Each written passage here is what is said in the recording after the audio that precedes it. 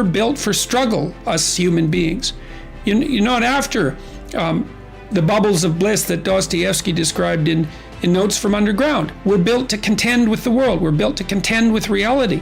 You want a challenge, and the best way that you can take on a challenge, because a challenge fortifies you. So you don't want to be secure, you want to be strong. And you get strong by taking on optimal challenges. And so you lay out your destiny in the world, and you take the slings and arrows of fate, and you make yourself stronger while you're doing so. And you might fail, and fortune might do you in, but it's your best bet.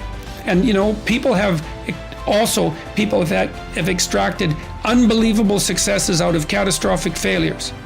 And I'm not saying that in a naive way. I know perfectly well what happens to people. You're doing fine in life, and then you get cancer, and then 6 months later you're dead.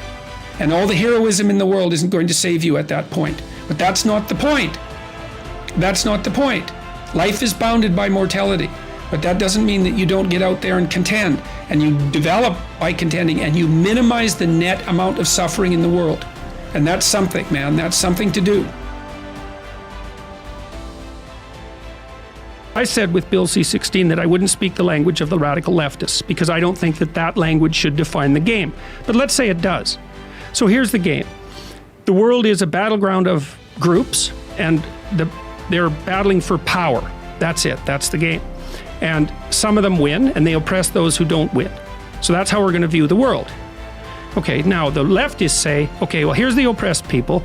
The oppressors, the patriarchal types, they should be ashamed of themselves and give up some power. The right-wingers, the radical right-wingers look at that and they say, oh, I see, so the game is ethnic identity, is it? It's identity politics. Okay, we're white males. We're not going to lose. That's the right-wing version of identity politics. It's like, screw you. If we're going to divide into groups, if we're going to divide into tribes, and I'm in my tribe, I'm not going to get all guilty and lose. I'm going to get all cruel and win. And that's like, then you think, well, there's people in the middle. They're kind of looking back and forth. Which side of the identity politics spectrum am I going to fall in? Do I want to go with, do I want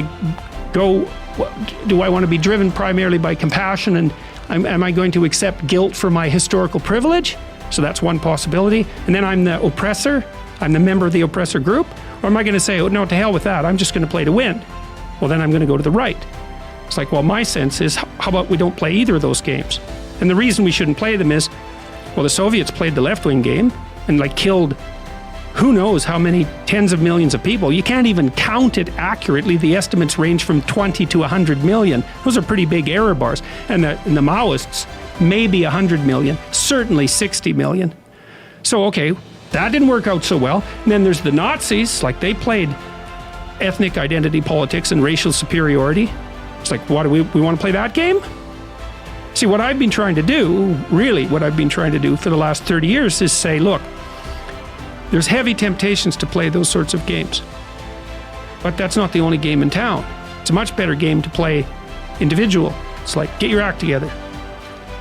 Well, I'm suggesting that people stay away from that resentfulness and bitterness, even though life is hard and there's malevolence in the world. It's like, yeah, you can tell a story where everyone's a victim, because we all die, we all get sick, and things happen to us that are bitter and terrible. Betrayal, deceit, lies, people hurt us on purpose, so it's not just the tragedy of life, it's malevolence as well. Everyone's a victim. You can tell that story. The problem is, if you tell that story and you start to act it out, you make all of that worse. That's the problem. And this is why partly I got attracted to Christian imagery, at least in part, because there's an idea in Christianity that you should pick up your goddamn cross and walk up the hill. And that's dramatically, that's correct. That's the right answer. It's like, you've got a heavy load of suffering to bear, and a fair bit of it's going to be unjust. So what are you going to do about it? Accept it voluntarily and try to transform as a consequence. That's the right answer. It's the right answer, because the rest of it is tribalism, and we're too technologically powerful to get all tribal again.